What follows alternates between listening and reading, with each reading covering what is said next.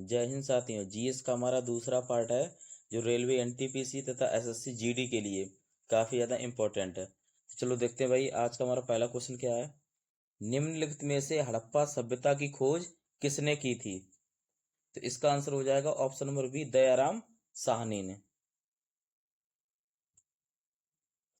तो कुछ पॉइंट देखते हैं। हड़प्पा की खोज किसने की थी? दयाराम साहनी ने 1921 में।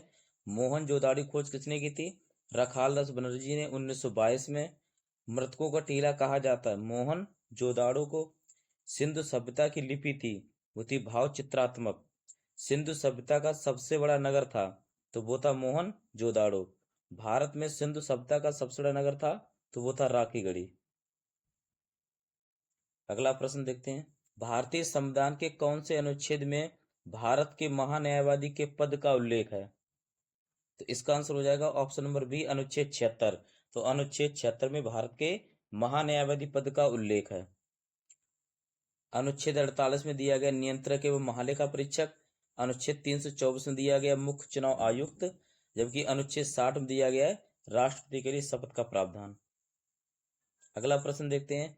निम्नलिखित में से कौन सी पुस्तक राजा हर्षवर्धन द्वारा लिखी गई थी? तो इसका आंसर हो जाएगा ऑप्शन नंबर डी, प्रियदर्शिका।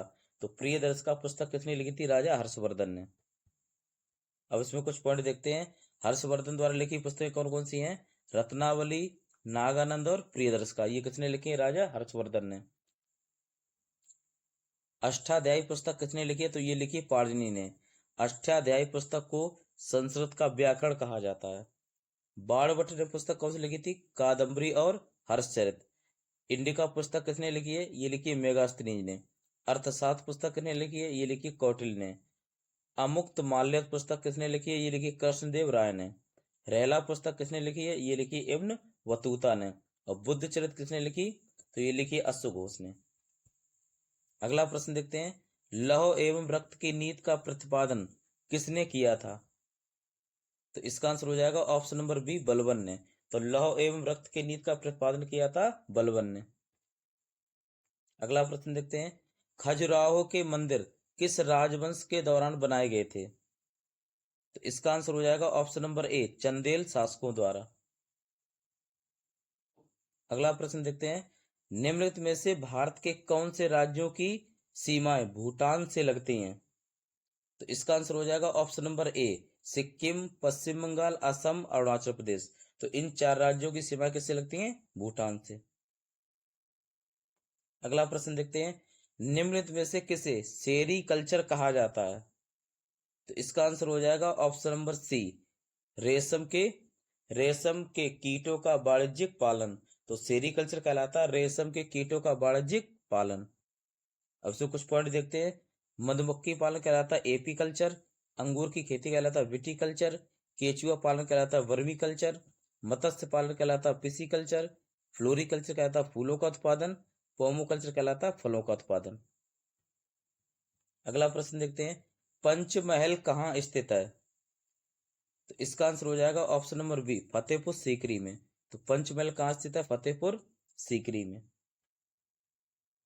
अगला प्रश्न देखते हैं। निम्न में से कौन सा रोग जीवाणु जनित रोग नहीं है?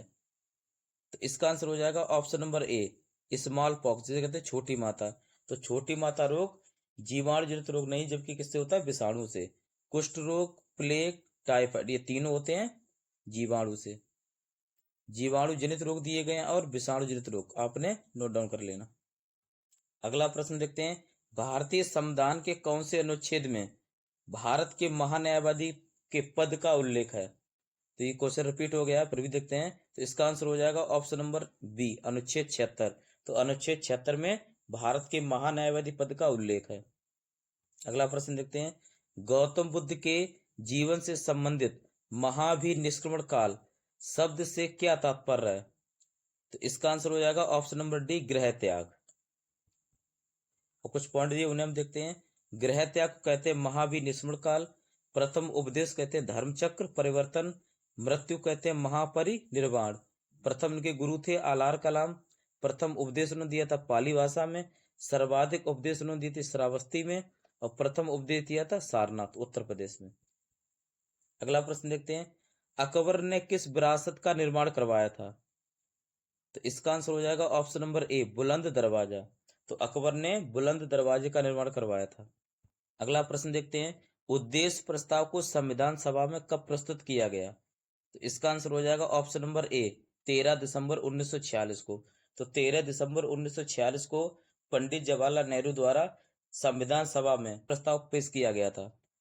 बी ऑप्शन कह रहा है इसमें 22 जुलाई 1947 को राष्ट्रीय ध्वज को अपनाया गया था। 24 जनवरी 1950 को राष्ट्रगीत तथा राष्ट्रगान को अपनाया गया था। 29 अगस्त 1947 को प्रारूप समिति का गठन किया गया था।